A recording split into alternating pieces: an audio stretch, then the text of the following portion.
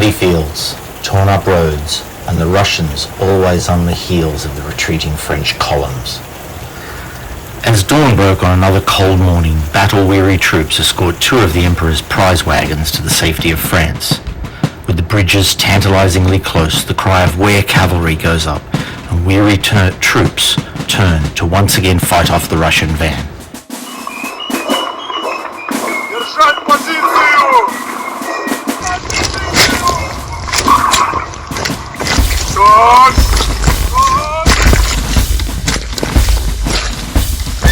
The morning squelch of men and horses traversing mud-sodden ground is now punctuated by the crack of muskets as Russian skirmishers step out of the morning mist, and an exchange of fire begins that would gradually see the French troops driven from the field, but not before the brave standard slowed the Russian advance, every precious minute allowing the Emperor's prize to move ever closer to the relative safety of the river.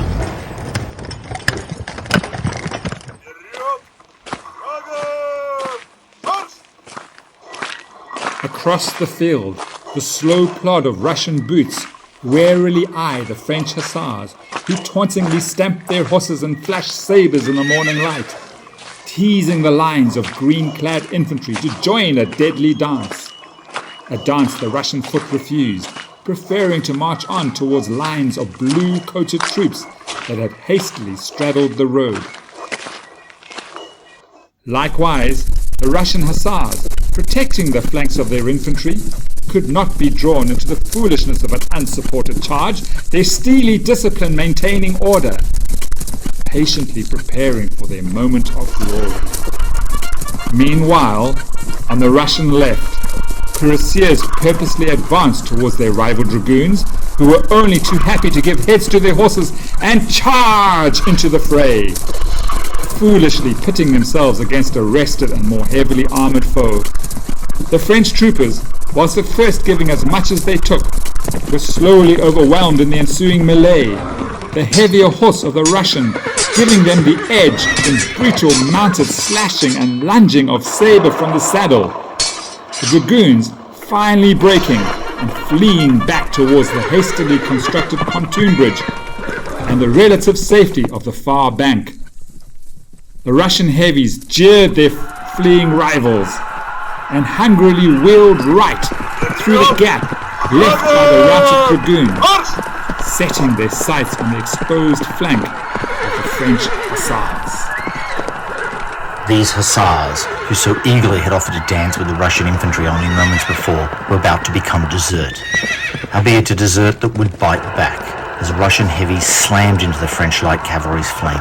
The dying hussars would prove to have a nasty sting, and while they disintegrated into a shattered and fleeing force, they returned the compliment, and the cuirassiers would likewise take no further part in the hunt for the prize that lay in the holds of the retreating wagons. These very wagons, already overloaded with their loot of Russian treasure, now found themselves mired in the deepening mud, and their pace had slowed to a slow crawl. Agonizingly, the bridges were now in sight. With shouts of huzzah,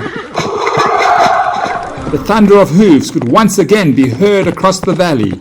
At first with slow trot, then canter, the patient Russian hussars had seized their moment, galloping, crashing into the French line, its flank now exposed by the loss of their own cavalry. With advancing Russian infantry columns in close support, the French line quickly crumbled beneath the hooves of the oncoming charge, and with their destruction, the Russian cavalry was finally within reach of the Emperor's wagon. Only one remaining blue line still stood strong, bravely standing between the hussars and the heavily laden wagon. The Victoria Hussars regrouped for one final charge. As the Russian cavalry regrouping across the field, advancing colours of green had had an equal success, sweeping aside all opposition, just like their mounted comrades to their right. They had but a single French line between them and the other wagon. The French brigadier, seeing the threat from the Russian foot, threw caution to the wind and marched his regiment on to save the treasure so coveted by their beloved emperor. With cries of "Vive l'Empereur!" the French footed advanced against their determined enemy. Both lines opened fire, and then with muskets discharged, a brutal clash followed. Men from both sides stabbed and clubbed each other, obscured in smoke. The result of the combat hung in doubt, both sides wavering as their comrades succumbed in the bloody struggle. The French were in danger of breaking, their will almost gone, until a lone lieutenant raised his sabre. "For the Emperor!" he cried above the thunder of the battle, and the line, wavering with defeat, steadied, formed, and beyond all comprehension, with a shout drove the Russian lines back.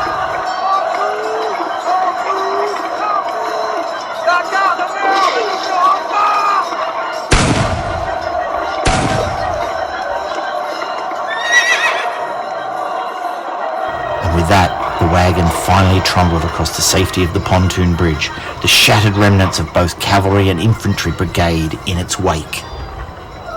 But across the field, the Russian hussars had finally regrouped, their eyes fixed on the second of the two treasure wagons and the lone French line that stood between them and their prize. Spurring their horses, fresh from the destruction of a French battalion, eager for glory, they charged, leaving behind their support that had so aided them earlier in the battle. They crashed forth into the front of the French line, desperate to stop the wagon from crossing over the river to safety. Bayonet and sabre flashed, cries of the dying and wounded, the stamp of horses, and the crack of musketry. Clean lines of battle became mingled, then chaos, then, with a cry, the Russian cavalry broke. Unsupported, and with a desperate throw of the dice, they had come short, and against the odds, the French line had held, and the hussars turned to flee to their own safety. And the Emperor's prize, his most beloved bidet, was able to make it to the bridge, covered in those final steps by men whose mud and blood-splattered uniforms had given their everything for their beloved Emperor. And so, the Russian troops watched helplessly as the wagons slowly trundled across the pontoons to safety on the far side of the river.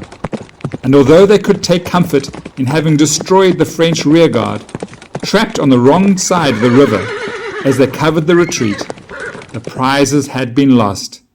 And tonight, Napoleon would have his comforts.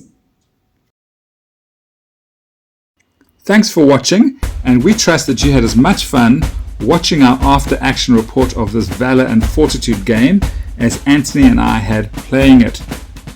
Valour and Fortitude allowed us to play a fun Napoleonic game without losing the flavour of the era.